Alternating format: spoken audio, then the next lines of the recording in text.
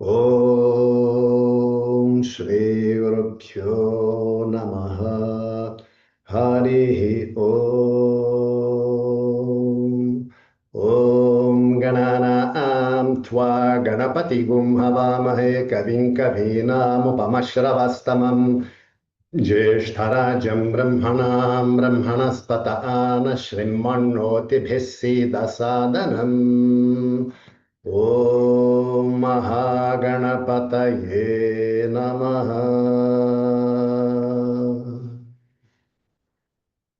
Acho que tem que levantar um pouco mais, está muito perto lá da. Isso, mais, não mais. Aí. E aí abaixa a câmera. Isso, pronto. Queridos, então a gente está, na ausência do nosso professor, iniciando uma série de aulas, vamos chamar assim, de palestras, sobre os Devatas. E o primeiro, que coube a mim, é falar sobre o Senhor Ganesha, que é aquele que é invocado como o removedor de obstáculos, aquele que remove os obstáculos. Então, a gente vai ver brevemente duas histórias de Ganesha, para que a gente possa ter uma ideia também de como pensar a respeito desses devatas e ver que eles são retratados conforme a sede da história, conforme o texto onde aquela história apareça, eles são retratados de maneiras diferentes. Então, a primeira história que a gente vai ver é a história do nascimento de Ganesha, que é uma história muito famosa. Acredito que alguns de vocês conhecerão, mas é sempre bom a gente ouvir de novo. Então, é dito assim que nas alturas sagradas do Monte Kailas, onde o céu toca a terra e os deuses caminham entre nuvens de prata, vivia o casal divino, Shiva e Parvati. E o seu amor era como o encontro do fogo e da água, da destruição e da criação, o equilíbrio perfeito que sustenta os mundos. E num dia de esplendor, enquanto as flores desabrochavam ao toque da brisa divina, a bela Parvati preparava-se para seu banho ritualístico diário. E as águas cristalinas ali da sua banheira já aguardavam o seu corpo sagrado e ela sentiu que necessitava de privacidade naquele momento. O seu marido estava fora, sempre fazendo tapas, fazendo muitas meditações e tal. Então, ela havia friccionado o seu corpo com açafrão e sândalo. Ela retira, então, pequenas raspas de sândalo, retira um pouco de açafrão, faz um montinho na sua frente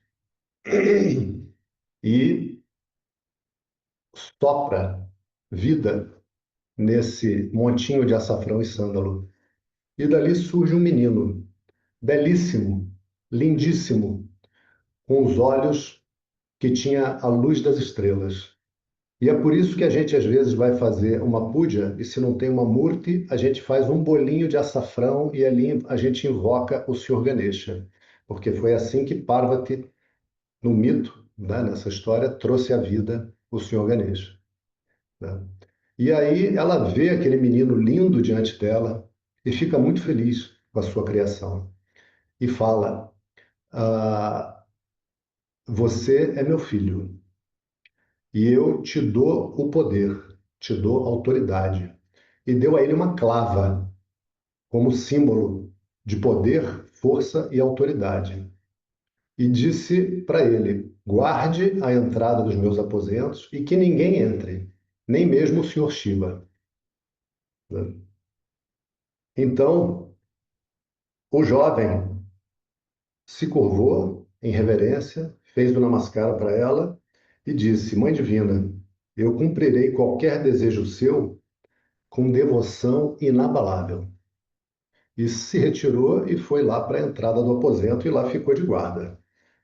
Parvati então ficou com o coração transbordando de alegria de ver aquele menino tão especial, tão bonito, tão educado, evidentemente, tão solícito e ao mesmo tempo, naquele corpinho de menino tão poderoso, né?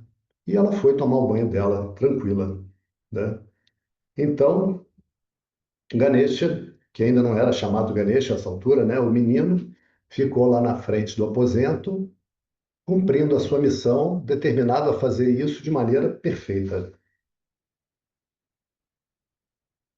Não demorou muito que Shiva decidiu retornar à casa justamente com saudade da esposa, querendo ver a esposa, né?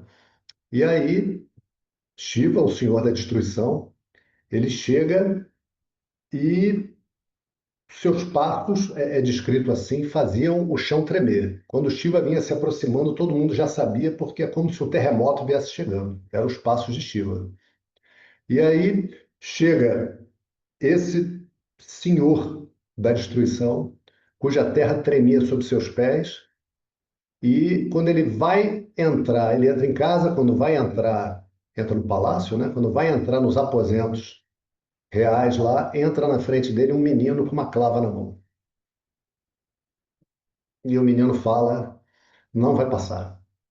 Tenho ordens da minha mãe, falou assim, minha mãe, Parvati, de não deixar entrar ninguém. E evidentemente ele não sabia quem era aquele senhor tão poderoso, mas ele já desconfiava, né? E aí o senhor Shiva olha para ele, é descrito assim com descrença, incrédulo, não podia acreditar nos seus olhos, né? E fala para ele, olha, eu estou vindo ver minha esposa. E aí o menino, vou até ler a tradução aqui, o guardião, firme como o Dharma, respondeu sem hesitação: perdoe-me, senhor, mas a minha mãe ordenou que ninguém entrasse, e eu devo cumprir o meu dever com honra. E aí, Shiva, pavio curto, nessas situações, ficou furioso, né? E a sua fúria vinha na forma de uma tempestade de raios. E aí, como a gente diz aqui no Rio de Janeiro, o tempo fechou, né? Literalmente. E veio aquela tempestade de raios. E Shiva não quis também sujar suas mãos, mandou o seu exército, que em sânscrito vai ter o nome, vai ter vários nomes, vai ter o nome de Garna. Garna quer dizer agrupamento, batalhão, divisão ou mesmo exército. Então, Shiva manda um agrupamento e o menino acaba com eles. Manda um agrupamento maior e o menino acaba com eles. Aí Shiva já olhou e mandou um grupamento de elite.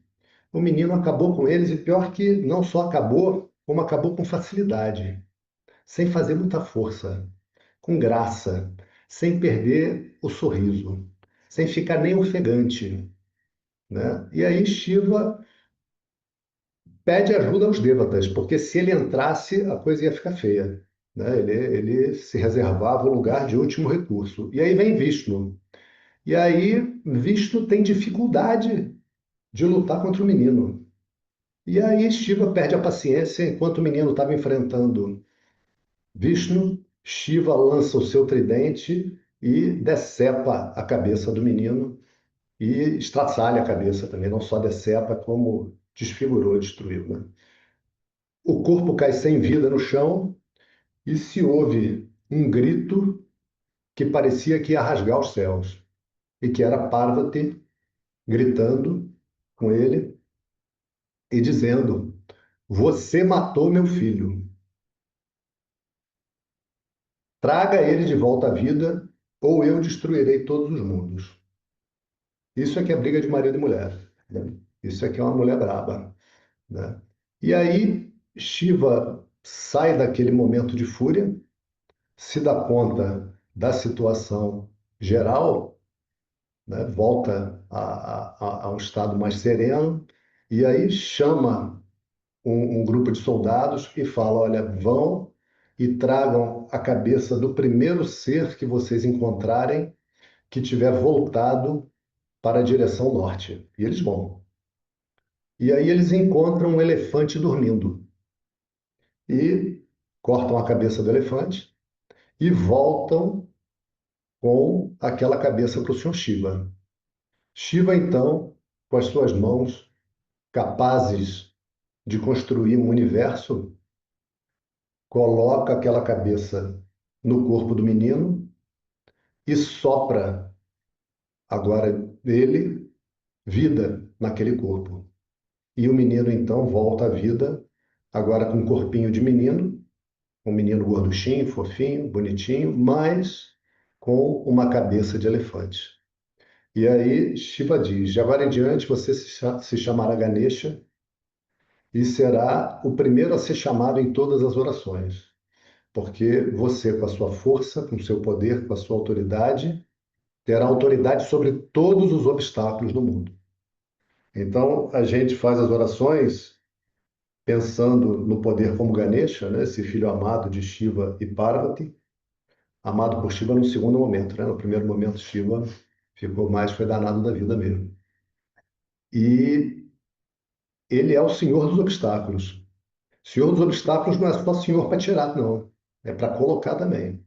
Tanto que quando a gente canta os nomes, logo no início, vem que primeiro ele é Vignaraja, ou seja, ele é o rei dos obstáculos. Depois ele é Vinayaka, é aquele que remove os obstáculos, né? E assim ele é invocado quando a gente vai fazer orações em primeiro lugar, para que ele tire o obstáculo da situação e até daquela própria oração que a gente vai fazer em seguida, né? Então, essa é uma história bastante conhecida, tem outras histórias, mas eu fiquei com vontade de compartilhar com vocês uma outra história, menos conhecida, menos comum, mas que dá uma ideia mais profunda para a gente da tradição védica.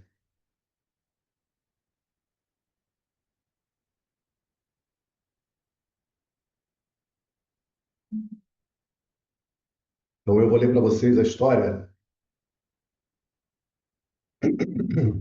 de quando o senhor Vishnu mata dois demônios, que é Madhu e Kaitava.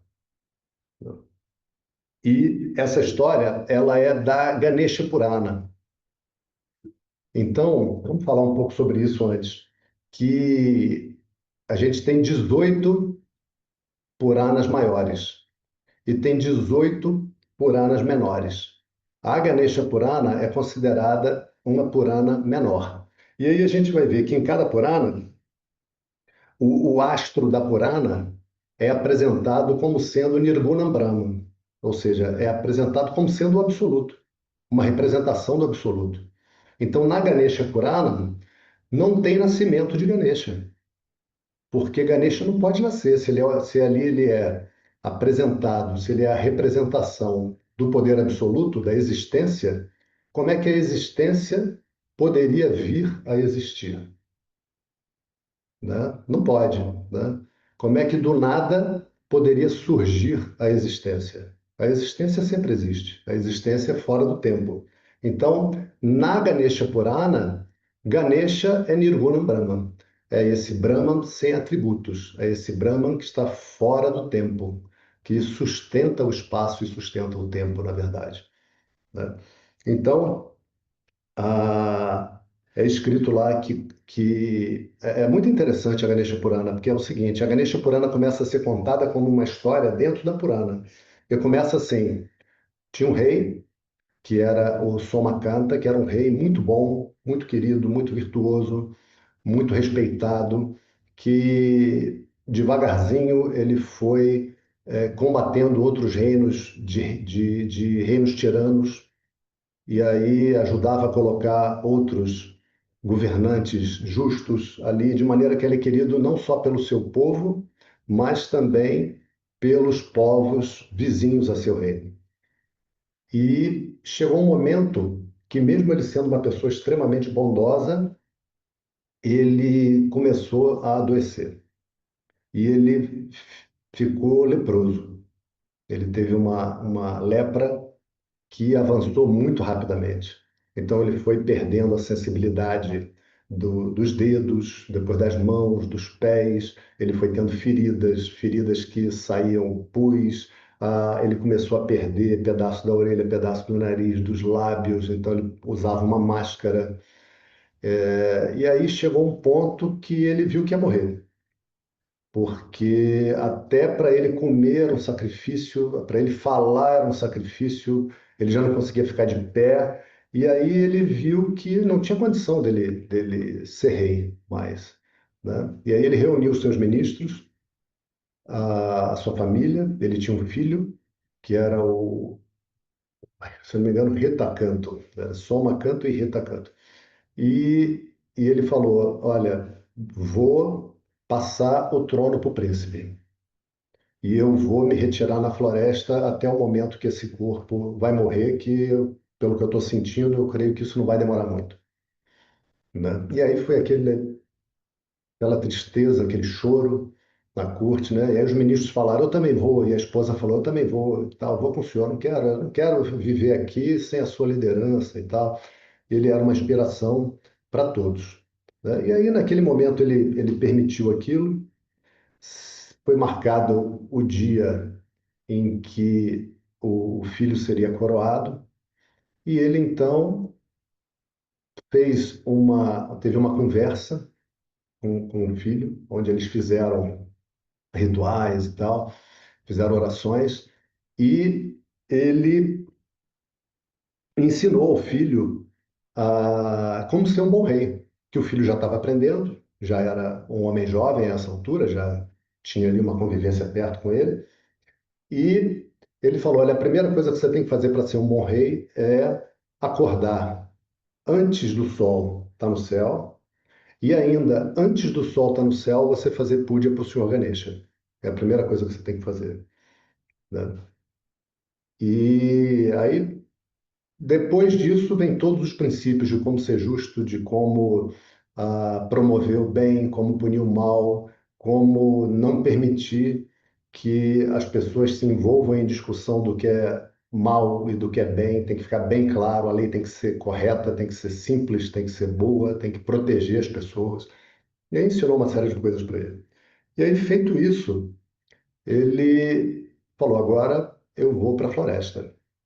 E aí foi, né? E aí toda aquela corte de ministros foi com ele, a sua esposa foi com ele, o filho foi com ele, e ele deixou. Foi atravessando a cidade, a população foi com ele, saiu dos portões da cidade, um monte de gente voltou para casa, um monte de gente ainda foi, né? Foi indo pela floresta vários dias, mata dentro e tal, até que chegou um momento que ele falou: olha, é preciso que a gente cumpra o Dharma. E a palavra Dharma quer dizer aquilo que sustenta. É necessário que o governo permaneça bom, unido e forte para o bem do povo, para zelar pelo povo. Então, eu estou na situação que vocês estão vendo. A minha esposa vai ficar comigo porque ela é minha esposa, mas a você, meu filho, eu peço que retorne e assuma o trono. E aos senhores ministros que me serviram tão bem todos esses anos, eu peço que continuem a me servir agora na pessoa do meu filho, por favor. E aí, com relutância, aquelas pessoas foram então voltando ao reino. E agora o rei se viu sozinho com a sua esposa e só dois dos ministros mais velhos que pediram para ficar com ele, porque eles eram já idosos e também já achavam que não iam durar muito e a gente quer ficar com o senhor, e ele concordou. E aí eles foram entrando pela floresta e ficavam uns dias em algum lugar, achavam que não estava bom, iam mais adiante e tal. Esse é o início da Ganesha Purana, que eu estou contando para vocês, assim, muito resumidamente. Eu peguei uma versão resumida que tem 700 páginas, é uma versão resumida. Então, eu estou fazendo aqui o resumo do resumo do resumo. E aí eles foram indo até que chegaram num lugar que tinha um lago muito bonito, isso depois que eles já estavam andando, havia 9 meses. Chegaram num lugar que tinha um lago muito bonito, que tinha umas montanhas bonitas ao fundo, tinha muitos pássaros, tinha muitas árvores frutíferas, muitas flores. E aí eles olharam: poxa, esse aqui é um lugar bom, né? Vamos ficar mais uns dias aqui. Ficaram mais uns dias, aí resolveram: olha, vamos construir aqui uma choupana, um abrigo para a gente ficar, porque esse lugar realmente está muito bom. E aí eles estavam lá já há alguns dias, e aí, de repente, aparece um menino. E aí aparece um menino ah, que vinha com os baldes para pegar água no lago, né? Aí o menino vê aquele pessoal e era um menino pequeno, né? E aí, olha, o rei e aí chega para a rainha e pergunta assim, minha senhora, o que que a senhora fez para merecer estar com esse homem? Mal cheiroso, todo cheio de ferida. O que que a senhora fez para merecer isso? Aí a rainha chora, né, daquela situação e fala para o menino: olha, ele é meu marido, ele é um homem muito bom, muito querido, muito amado, ele é um rei, mas ele está doente.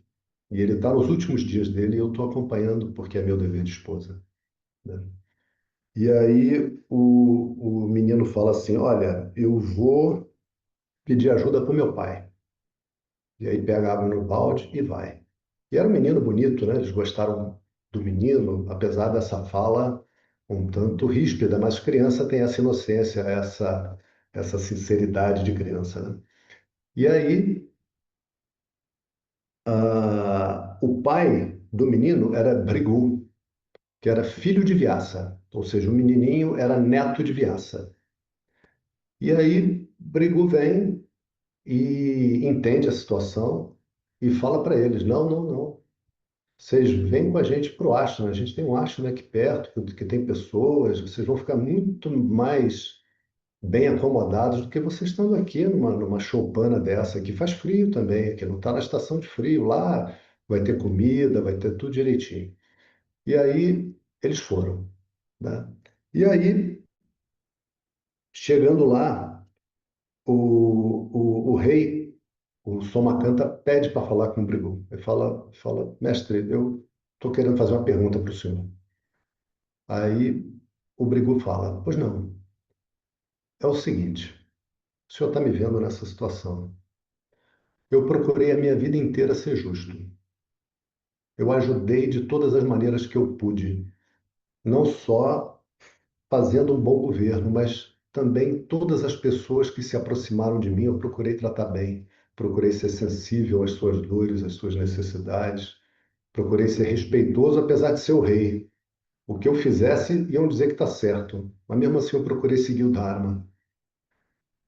Fui um bom marido, fui bom pai, e agora me vejo coberto de chagas purulentas, me desfigurando, perdendo os pedaços, sendo uma pessoa mal cheirosa, que eu tenho constrangimento de aceitar a presença e o carinho da minha esposa, né? Então, por que que isso está acontecendo, né? E aí Bregu fala: olha, eu vou te dizer, mas primeiro você precisa tomar um banho, comer, dormir. Você vai poder ouvir de uma maneira melhor, descansado. E ele fala, tá bom, né? E aí eles fazem assim, tomam um banho, comem uma comidinha quente, que isso já não acontecia há 9 meses, né? Então acham aquilo muito bom, dormem. E aí Brigu fala, olha, tudo acontece no outro dia. Tudo acontece pelo nosso karma. Então, e aí ele fala, Brigu era um rishi também, assim como Vyasa, né? Então, os rishis, para quem nunca ouviu essa palavra, eram super-homens em termos espirituais, né? Inclusive foram os rishis que receberam os Vedas em meditação. Então, eles eram cheios de poderes, cheios de siddhis.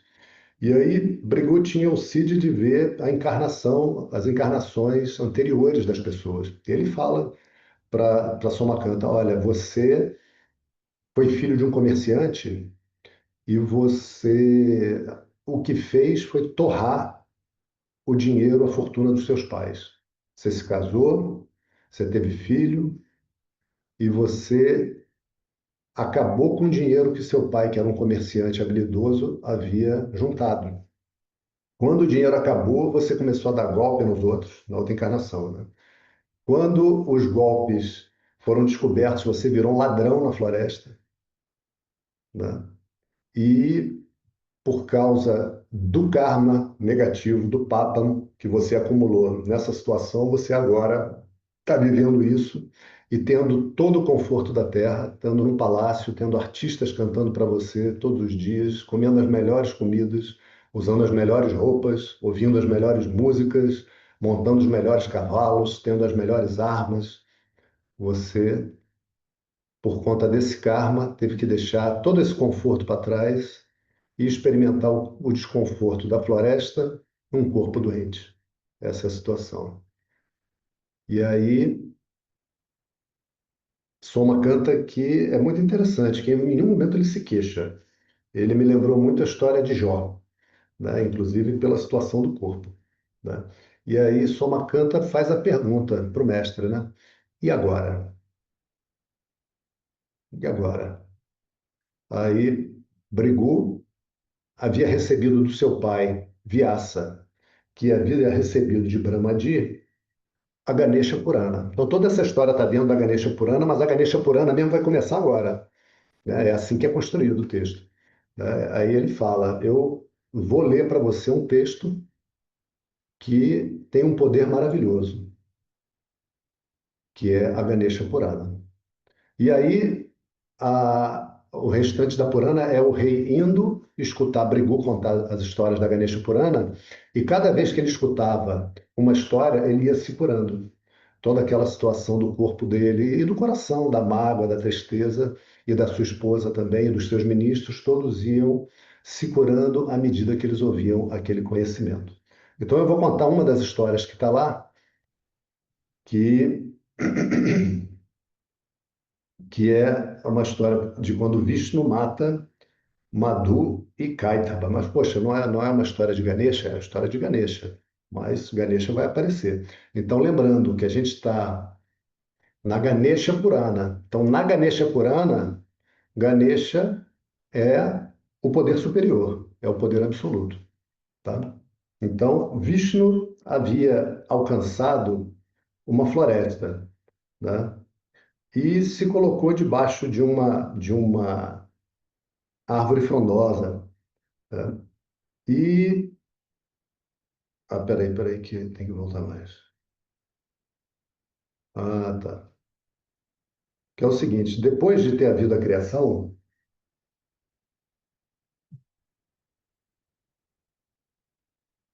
Brahman recebeu o poder de criar. Olha só, depois de ter havido a criação. Vishnu, por Sattva-guna, essa característica brilhante da existência, recebeu a função de sustentar a existência. E Shiva teria recebido a função de destruir. E aí se viram os três lá. E aí ficaram assim pensando, e agora? O que que a gente faz, né? E aí eles conversaram entre eles, meditaram durante um longo tempo, né? E receberam conhecimento, foram recebendo conhecimento nesse processo de meditação, porque eles então são super, hiper rishis, né? Se os rishis são super-humanos, eles são super, hiper, ultra rishis, né? E aí, findo esse processo, Vishnu resolve repousar no fundo do oceano. E aí surge Sarparádia, a rainha das serpentes, que se enrola e faz uma cama para Vishnu deitar. E Vishnu deita, e ela então se ergue e faz como que uma coroa sobre Vishnu. E Lakshmi fica ali do lado, aguardando, né? Ok. E aí, Brahman vai fazer a criação, criar os outros seres. Ele recebeu conhecimento, é descrito lá, de todos os ovos. Ovo de tudo é descrito como ovo, inclusive dos vegetais.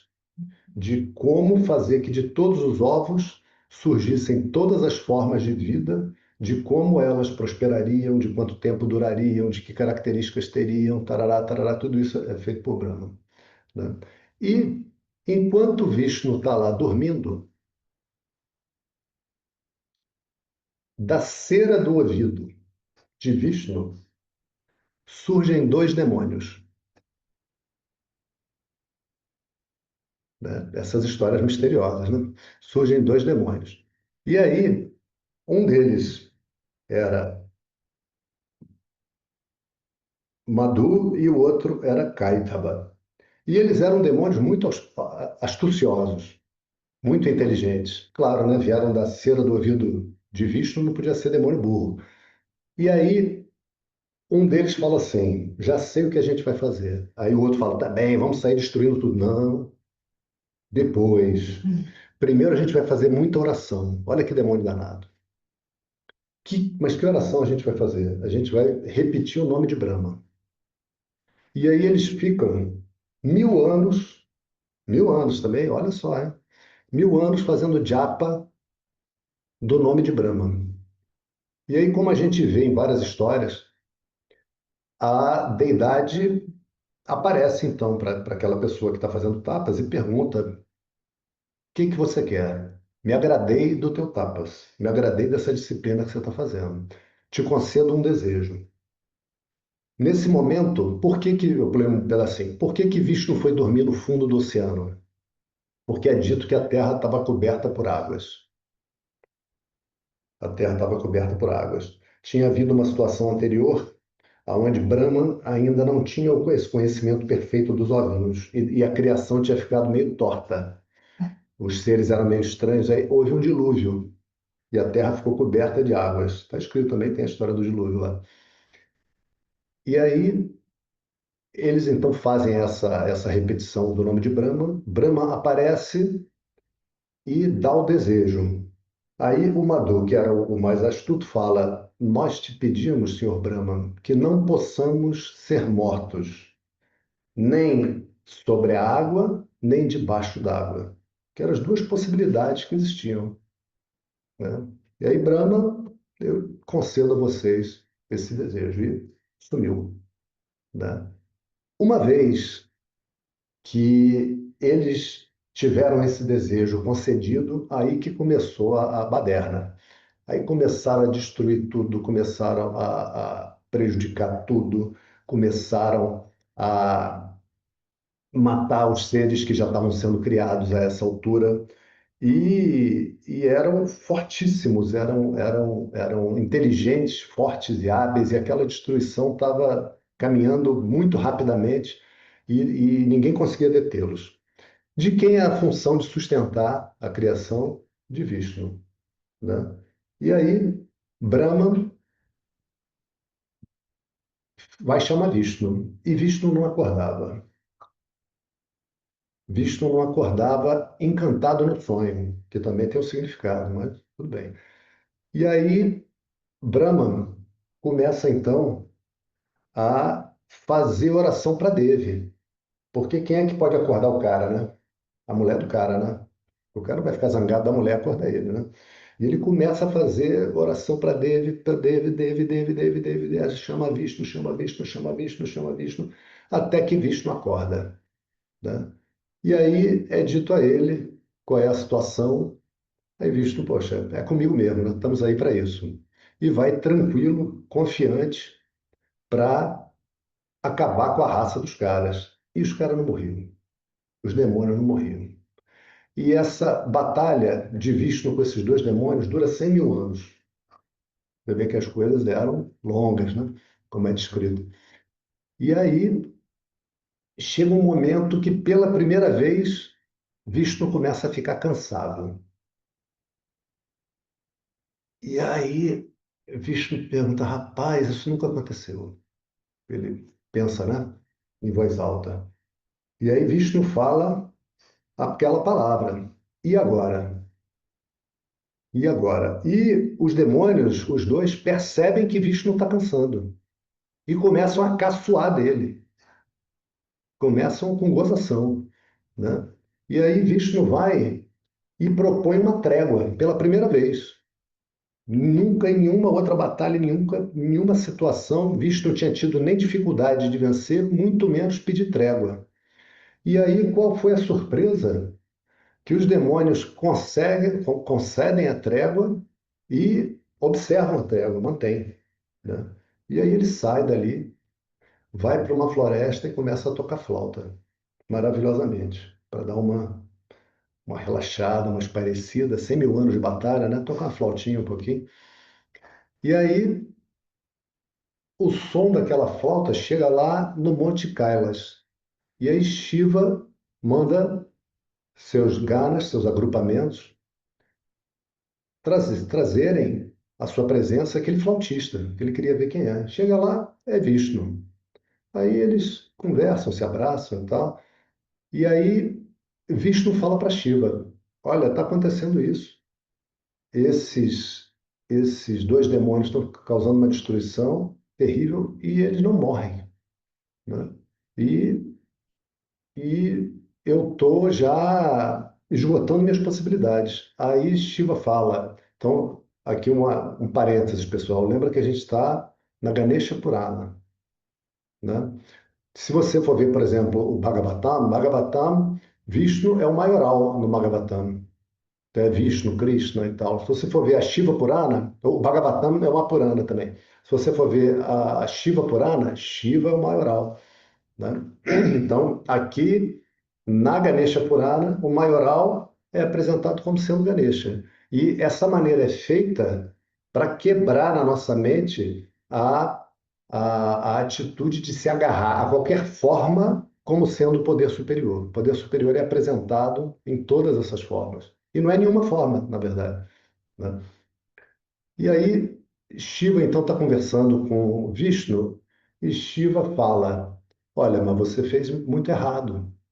Aí, Vishnu, o quê?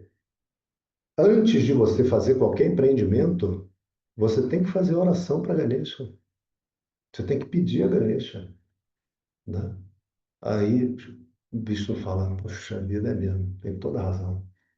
E aí, Shiva fala para ele: Eu vou te ensinar um mantra de Ganesha. Aí, a Purana não diz qual é o mantra, só diz que Shiva vai lá e ensina um mantra, passa um mantra para Vishnu. Pois é, né? Queria saber esse mantra. Ensina o mantra, e aí Vishnu vai lá e faz um japa de 1000 anos. Vishnu fica lá 1000 anos repetindo esse mantra de Ganesha. E aí Ganesha aparece para ele, né? Ganesha aparece para ele e fala: Te abençoo, fica tranquilo. Aí ele falou: Eu preciso proteger a terra, eu estou angustiado. Eu disse: Não, você vai proteger, vai ficar tudo certo, né? E aí Vishnu já sai dali com o entendimento do que precisava fazer, né? E aí volta para lá. E aí então os demônios, esperando esses milhares de anos passarem, né, dessa pausazinha na batalha, e aí volta Vishnu.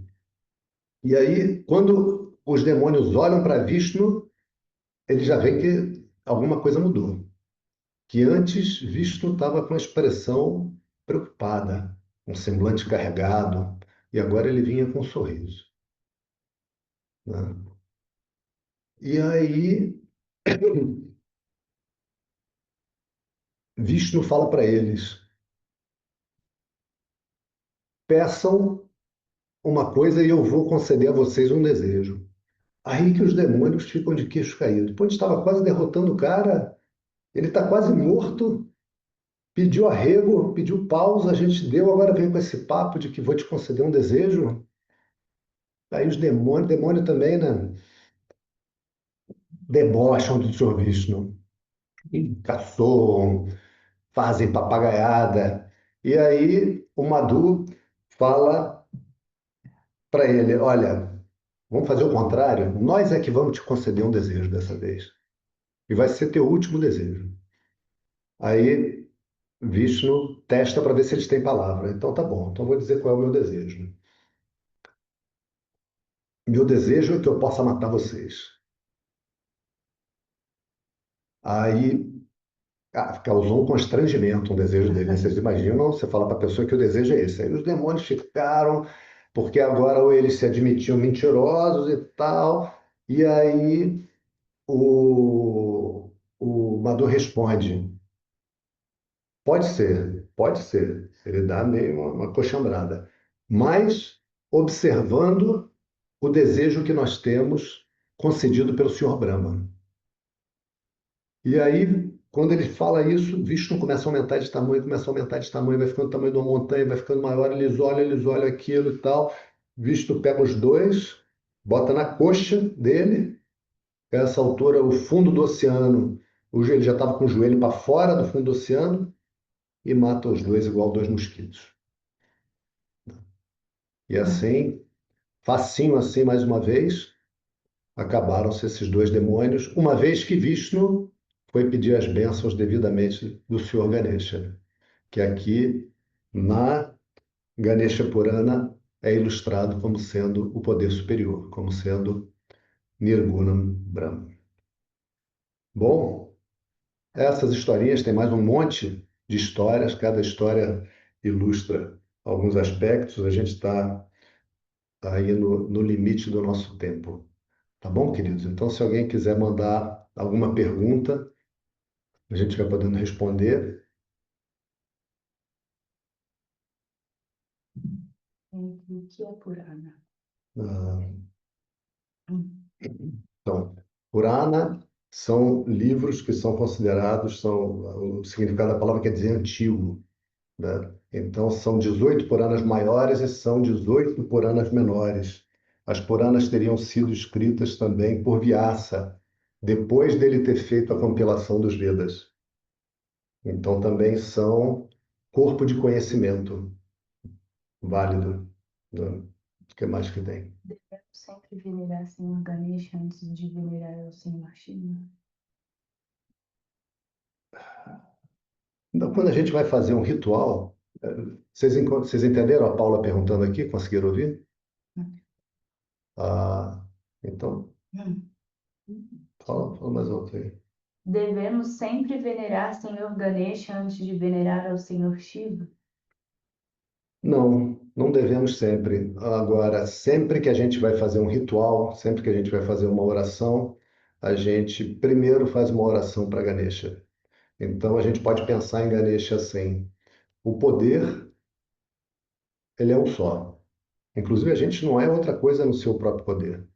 Cada um de nós, cada folha de uma árvore, cada grão de areia. Não tem nada fora da existência. Pensa nisso, né? Então, a gente pode invocar esse poder de diversas maneiras. Quando é para remover os obstáculos, eu penso nesse poder como sendo Ganesha e invoco na forma de Ganesha. Por que invoco na forma de Ganesha? Porque para que eu possa pensar no poder, tem que ter uma forma e um nome. Como é que você pensa em algo que não tem forma? Beleza. Como é que é possível pensar sem forma? A mente não funciona para o que não está no universo. A mente só se aplica a objetos do universo. Então, vamos dizer assim, figurativamente, a gente transforma o poder absoluto num objeto do universo, para que a gente possa se relacionar com ele, para que a gente possa pensar. Agora, se você tem devoção para Shiva, se você gosta de Shiva, se você gosta de Krishna, tem gente que gosta de Hanuman, tem gente que a devoção é através de mestres, gosta do Swami Dayananda, gosta do Swami Shivananda, gosta de Jesus Cristo. Tá tudo certo. Tá tudo certo. Siga o seu coração. Conta quem é você. Ah, quem sou eu? Eu sou um aluno do professor Jonas. Eu estou estudando há um tempo, então o professor está viajando e alguns alunos vão contar histórias aqui no horário que estava sendo a história de Saturno, até que o professor regresse da sua viagem à Índia, onde ele foi receber um prêmio do governo indiano pelo trabalho prestado de divulgação da tradição védica. Os dois demônios são as polaridades. Olha, aí a gente vai poder interpretar de uma série de maneiras, né? A Purana traz a, a história, né? O significado a gente vai colocar. Então, eu realmente não olhei com esse sentido de polaridades, né? Mas ali, como um stuti, né? Uma louvação do poder superior na forma de Ganesha, né? É ensinado assim que as Puranas, elas são para as pessoas que têm dificuldade com os Vedas. Porque o que acontece com os Vedas? É difícil, não é fácil, né? exige uma interpretação muito cuidadosa, muito lenta, muito profunda, muito extensa, sabe? Você fica um tempo contemplando aquilo. Então, é dito inclusive na Ganesha Purana, no início, que Vyasa também precisou recorrer a Ganesha, a fazer a japa de Ganesha, porque ele estava com dificuldade de escrever as Puranas. Porque as Puranas, elas são, assim como é o Mahabharata, né? Elas são, mas as Puranas ainda, mais ainda, elas são a transmissão de pontos do ensino através de histórias. Então, são histórias, você pega essa história e tranquilamente você conta para o teu filho, né? Pulando talvez uma outra batalha mais sanguinolenta, uma coisa, um episódio mais assim, né? Com mais violência, isso você não conta para criança, você dá uma floreadinha, mas tranquilamente você conta, porque são histórias muito encantadoras. Inclusive a maneira, eu estava lendo a Purana e falei, poxa, mas não começa esse negócio, né, cara? Então ela começa dentro, a Purana é uma história contada dentro da Purana, depois que um monte de histórias foram contadas, um monte de enredo, aí que começa mesmo. Eu falei, ah, tá, que bacana. Uma habilidade muito linda para construir uma história, sabe? De mestre, habilidade de mestre. Onde podemos encontrar essas histórias? Tem alguma recomendação de livro? Então, vocês podem encontrar na Amazon, vocês conseguem comprar traduções das Puranas, vocês conseguem comprar até em sânscrito, para quem estiver estudando em sânscrito. Agora, são livros muito grandes, muito extensos. Então, para quem for ver tradução em inglês, a que é considerada a melhor é do Bibec. Mas tem outras boas também. Tem outras boas. Inclusive do Mahabharata, o pessoal que gosta tem uma tradução. Vou ver se eu acho aqui para dar dica para vocês. Peraí. Mas é do Mahabharata, né? É outro assunto. Mas é muito legal que foi muito boa. Cara, é muito elogiada. Quer ver? Deixa eu dizer aqui qual é. Não, e outra coisa, eles estão vendendo a um preço, cara, que é impressionante. O Mahabharata, e está escrito assim, autor, Veda Vyasa, né? E que tem o Mahabharata e que tem várias Upanishads. Não fala disso, tá bom. Porque não é um assunto. Tá bom. Mas, enfim, vocês pesquisando na Amazon, vocês vão conseguir para ler no Kindle de vocês. Ou comprar no volume também. Existe uma Purana para Brahma? Existe Purana de Brahman, existe de Vishnu, existe de Shiva, Muito bem. Garuda. Seu nome? Lembrando do seu nome que eles mencionam. Isso, Eduardo, Krishna. Quais formas podemos propiciar Ganesha? De quais formas podemos propiciar Ganesha no dia a dia? Ganesha Stotram é uma boa? Tem uma forma mais reduzida? Então, é bom a gente fazer puja na nossa casa. É bom a gente ter um altarzinho, a gente ter uma pequena murti, uma imagenzinha pequena. Se você tiver grande, você adquire obrigações ritualísticas. Faz uma murtizinha pequena, oferece um pouquinho de água, oferece um alimento que não seja industrializado, algo que você comprou, pode ser uma fruta, pode ser amêndoa, pode ser castanha. Bota uma florzinha, acende uma lâmpadazinha ou uma velinha, né? Faz um mantra que você souber. Se você não souber mantra nenhum, fala Om Ganeshaya Namaha. E é bom a gente ir trazendo para nossa casa oração. É uma coisa boa. Hum, pode falar? Eu só estou preocupado com Ah, o não. nosso tempo, porque a instrução era que esse Então, pós não ultrapassasse 10 minutos. acho que tá bom. Acho que mais uma, então, mais Tá. uma. Todas as deidades advêm de Brahma, cada uma com sua característica. De Brahman com N. Sim, a gente pode dizer que sim. Assim como nós, né? Também cada um de nós com a nossa característica. Sim, elas Gratidão, gratidão. estão fazendo aí o gerenciamento do universo, né? Bom, queridos, um bom dia a todos. Om Shanti, Shanti, Shanti. Tudo de bom.